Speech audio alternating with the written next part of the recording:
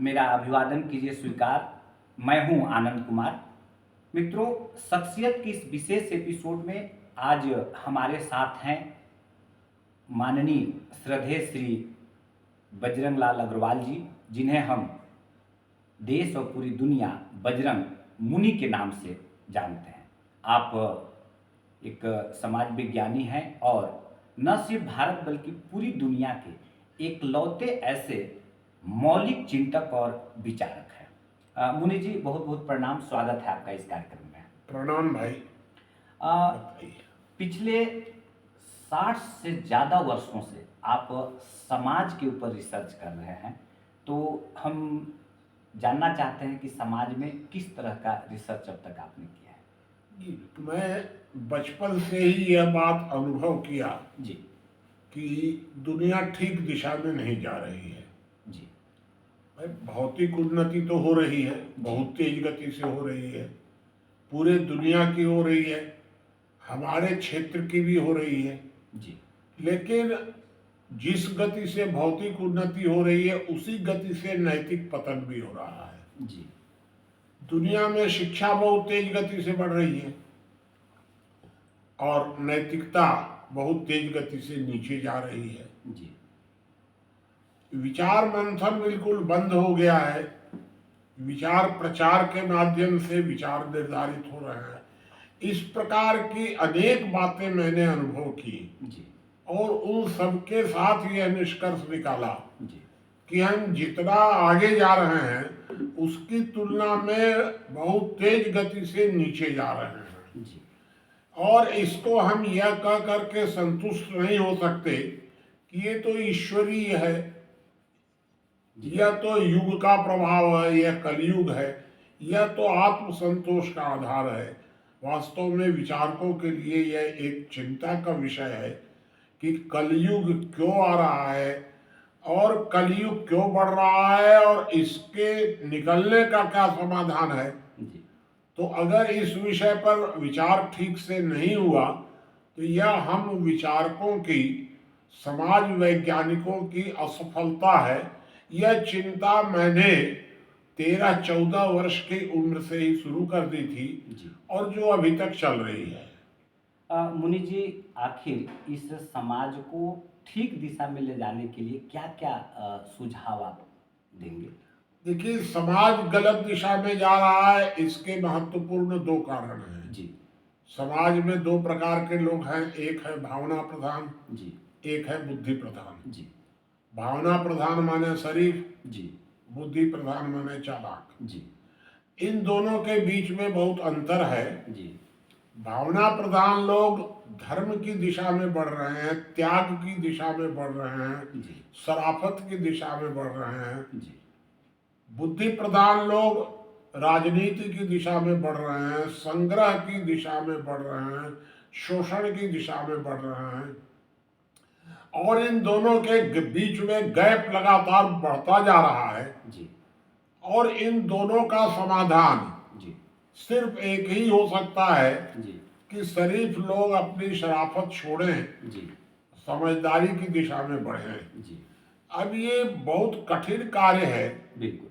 कि समाज में शराफत और चालाकी के बीच में समझदारी को कैसे विकसित किया जाए, जी इसी पर मैंने लगातार जीवन भर चिंतन किया। जी और चिंतन करके मैं किसी एक निष्कर्ष तक पहुंचा जी कि समाज को ठीक दिशा देने का यह एक तरीका हो सकता है। जी उसी तरीके को लेकर के और हम लोगों ने कार्य शुरू किया है। जी मुनि जी, कौन कौन से वो तरीका है जिससे समाज मजबूत हो। इस समाज में तरीके तो दो हो सकते हैं, जी क्योंकि समाज की सबसे बड़ी समस्या ये है जी कि राजनीति ने पूरी तरह से समाज व्यवस्था को छिन्न भिन्न कर दिया है। जी परिवार व्यवस्था तोड़ दी गई, गांव व्यवस्था तोड़ दी गई।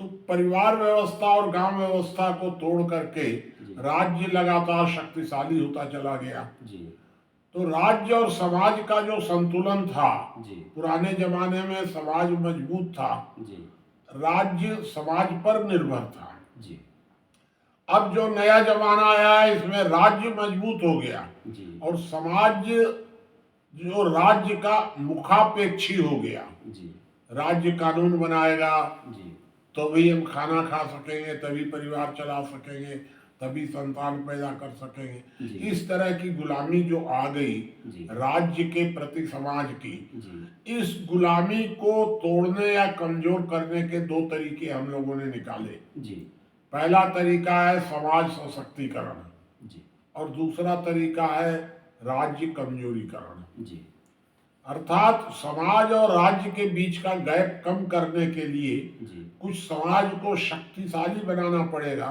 जी और कुछ राज्य की ताकत को घटाना पड़ेगा, जी तभी हम लोग दोनों के बीच में आ सकते हैं। ये प्रयत्न हम लोगों ने शुरू किया। जी ज्ञान यज्ञ के माध्यम से हम लोगों ने समाज सशक्तिकरण का कार्य शुरू किया जी और संविधान की स्वतंत्रता, जी वर्तमान समय में भारत का संविधान या दुनिया का संविधान जी तंत्र का गुलाम है, जी तंत्र के कैद खाने में है। जी उसको उस कैद खाने से मुक्त कराया जाए, जी यह हम लोगों ने एक नया अभियान शुरू किया जिसको लोक स्वराज्य नाम दिया गया जी और इस तरह से कई तरीके से हम लोगों ने नाम दिए। इन दोनों दिशाओं में हम जन जागरण कर रहे हैं। जी दोनों कार्य एक ही है, एक प्रकार से समाज सशक्तिकरण और राज्य कमजोरीकरण, जी और दोनों का माध्यम है जन जागरण। जी। यही कार्य हम लोग अभी वर्तमान में कर रहे हैं। जी मुनि जी, आपने संविधान का जिक्र किया, तो क्या भारत का जो संविधान है उसमें कहाँ भूल हो गई, वह कितना गलत और कितना सही है? नहीं, संविधान जो होता है जी वो तंत्र से ऊपर होता है। तंत्र के तीन भाग होते हैं, न्यायपालिका, विधायिका, कार्यपालिका। जी ये तीनों संविधान से संचालित होते हैं। जी इसका मतलब ये है कि संविधान डिक्टेट करता है, जी तंत्र फॉलो करता है। जी ये तो क्लियर है। ये जी यही कंसेप्ट है, प्राकृतिक कंसेप्ट तो यही है। जी लेकिन संविधान बनाने वालों की नीयत खराब थी, जी तो उन लोगों ने संविधान संशोधन का अधिकार तंत्र को दे दिया, जी नया संविधान बनाने का अधिकार भी तंत्र को दे दिया, जी जो कि संविधान सभा को दिया जाना चाहिए था। जी तो उन्होंने तंत्र को ही संविधान सभा भी बना दिया। जी इसलिए ये सारी गड़बड़ियां पैदा हुई जी कि आप उन लोगों ने, तंत्र के लोगों ने जब मन में आया तब संविधान में संशोधन कर दिया, मनमाना संशोधन कर दिया। जी तो इस तरह जो संविधान गुलाम हुआ, जी ये खतरा पैदा हुआ। मुनि जी, संविधान में कौन कौन से बहुत महत्वपूर्ण चीजें हैं जिनको आज बदलाव की जरूरत है इस देश के लिए? संविधान में सिर्फ एक बदलाव की जरूरत है और कोई बदलाव नहीं चाहिए। जी और वह बदलाव ये होना चाहिए जी कि संविधान संशोधन का अंतिम अधिकार तंत्र के पास नहीं होगा। जी तंत्र और संविधान सभा, जी ये दोनों मिल करके ही संविधान में संशोधन कर सकते हैं। जी बस एक संशोधन आप कर दीजिए, जी। एक अलग से संविधान सभा बना दीजिए जी और संविधान संशोधन होगा जी। तो दोनों मिलकर ही कर सकते हैं। बस इसके अलावा हमको अभी कोई संशोधन नहीं चाहिए, एक संशोधन पर्याप्त है। जी मुनि जी, देश का जो वर्तमान राजनीति है वह बहुत खराब होता चला जा रहा है। आप बहुत लंबे समय से एक नारा दे रहे हैं, लोक नियंत्रित तंत्र और लोक नियुक्त तंत्र। इसको जरा ठीक से परिभाषित करके। यही है, लोक नियंत्रित तंत्र का मतलब ये है जी कि संविधान ऊपर होगा, तंत्र नीचे होगा। जी तो संविधान से ऊपर कौन होगा? संविधान से ऊपर तंत्र नहीं होगा, जी संविधान से ऊपर लोक होगा। जी जब आप लोक द्वारा संविधान बनेगा जी और संविधान से तंत्र संचालित होगा जी तो लोक स्वराज्य आ गया। जी यही गांधी कहते थे, जी यही विनोबा कहते थे, यही जयप्रकाश कहते थे, यही अन्ना चाहते थे। जी लेकिन तंत्र ने जी गांधी को धोखा दिया, जी जयप्रकाश को धोखा दिया, अन्ना हजारे को धोखा दिया, जी और इन सबको किनारे करके तंत्र आज भी मजबूत बना हुआ है। ये सबसे बड़ा खतरा है। इसलिए हम लोग ये आवाज उठा रहे हैं जी कि तंत्र फॉलो करे जी और संविधान लोक के द्वारा बनाया जाए। जी लोग एक संविधान सभा बना दे जी और उस संविधान सभा के अनुमति से ही कोई संविधान संशोधन किया जाए। जी। मुनि जी, तंत्र मतलब मैं समझ सकता हूँ कि वर्तमान राजनीति। नहीं, जी। तंत्र का मतलब वर्तमान राजनीति नहीं है। जी तंत्र का मतलब है विधायिका, कार्यपालिका, न्यायपालिका तीनों का समन्वित स्वरूप, जी तीनों को मिलाकर जी एक जो जिस इकाई को बनाया जाता है उसको हम लोग तंत्र कहते हैं। जी। मुनि जी, वर्तमान जो राजनीति है, या इसको आप कैसा देखते हैं, और इस काम को खराब करने में राजनीति का कितना रोल है? देखिए, वर्तमान राजनीति जी एक प्रकार से इसको शुरुआत करिए आप स्वतंत्रता के बाद से, नेहरू के टाइम से। जी तो जब पंडित नेहरू प्रधानमंत्री बने जी तो उस समय मुस्लिम वोट, बाकी तो पाकिस्तान चले गए, जी जो बच गए जी। वो सारे के सारे एकजुट थे। अच्छा।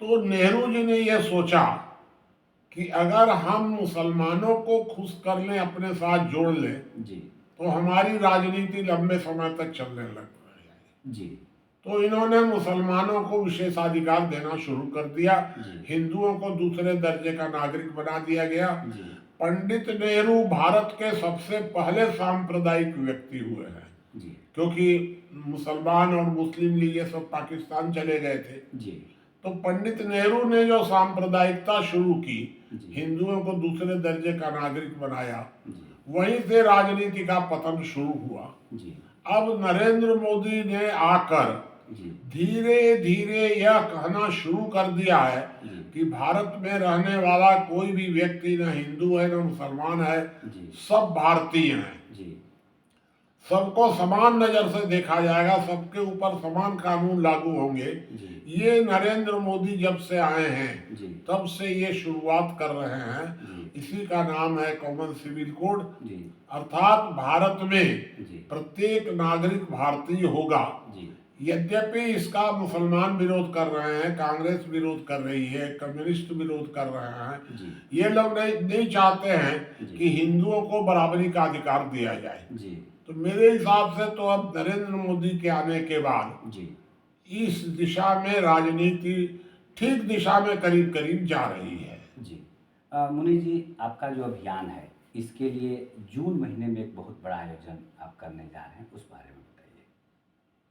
जी, हम लोग जून में 7, 8, 9 जून को जी एक बड़ा आयोजन रामानुजगंज में रख रहे हैं। जी तो जो आयोजन रख रहे हैं जी उस आयोजन में हम लोग बैठ करके विचार करेंगे जी कि हम लोगों की और आगे की कार्य प्रणाली क्या होनी चाहिए, सक्रियता क्या होनी चाहिए, योजना क्या होनी चाहिए। जी मैं तो उस आयोजन में जी एक प्रकार से दर्शक के रूप में ही भाग लूंगा, जी क्योंकि मैंने पूरा रिटायरमेंट ले लिया है जी और अब मैं किसी भी जगह पर सक्रिय नहीं रहना चाहता हूँ। जी लेकिन वो लोग हमसे राय तो लेते ही हैं। जी उसमें हम लोग सबसे बड़ा जो कार्य करने की सोच रहे हैं, जी वो सोच रहे हैं कि भारत में कुछ ऐसे लोगों को तैयार किया जाए। जी। क्योंकि देखिए, दो बात मैं आपको बता दूं जी कि भावना प्रधान और बुद्धि प्रधान, जी भावना प्रधान शरीफ होता है, भावना बुद्धि प्रधान चालाक होता है। जी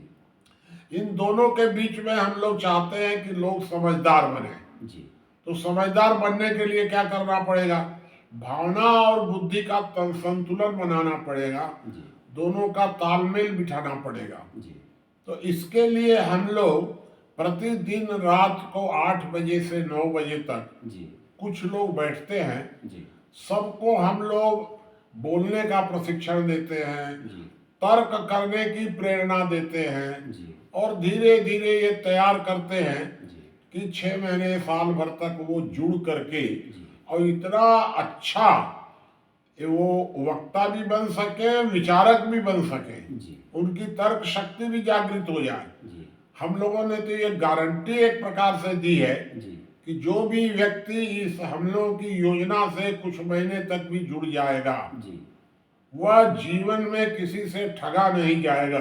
जी इतना उसकी तर्क शक्ति जागृत हो जाएगी। जी ऐसे लोगों को हम लोग धीरे धीरे तैयार कर रहे हैं, जी और उन लोगों को हम लोग ये मानेंगे कि ये अब शराफत से समझदारी की तरफ बढ़ गए, जी ये समाज में ठगेंगे भी नहीं और ठगाएंगे भी नहीं। जी ये हम लोगों की एक लाइन चल रही है जी और इस दिशा में भी हम लोग धीरे धीरे पिछले करीब 100 दिनों से जी इस योजना को शुरू किया गया है। जी अभी तक करीब ठीक है। जी मुनि जी, जो देश की वर्तमान दशा और दिशा है, ऐसे हालात में देश की जनता को आप क्या टिप्स देंगे, क्या उनको बताएंगे, क्या करना चाहिए उनको? नहीं, हम तो देश की जनता को वर्तमान समय में दो बातें बताएंगे जी कि अगर आप व्यवस्था में सुधार चाहते हैं जी तो आप नरेंद्र मोदी के साथ खुलकर देखिए, जी एक प्रयोग देखिए। जी नरेंद्र मोदी अभी विश्वास योग्य है। जी एक तो ये संदेश है। जी यदि आप सुधार चाहते हैं तब, जी यदि आप व्यवस्था में बदलाव चाहते हैं जी तो आप प्रतिदिन रात को 8 से 9 में जी जब आपको समय मिले जी तो आप उसके साथ जुड़िए, जी आप उसमें बोलिए, जी प्रश्न करिए, जी एक डिस्कस करिए जी और डिस्कस करके दूसरों की बुद्धि को परिष्कृत कीजिए, अपनी बुद्धि को भी परिष्कार करिए। जी यही एक समाधान हमको दिख रहा है। जी मुनि जी, आज आपने समय दिया, बहुत बहुत धन्यवाद। तो मित्रों, शख्सियत की इस एपिसोड में ये थे हमारे साथ आज मौलिक चिंतक और विचारक माननीय श्रद्धेय श्री बजरंग मुनि जी। अगले एपिसोड में फिर मुलाकात होगी एक नए शख्सियत से। तब तक के लिए सभी को प्रणाम।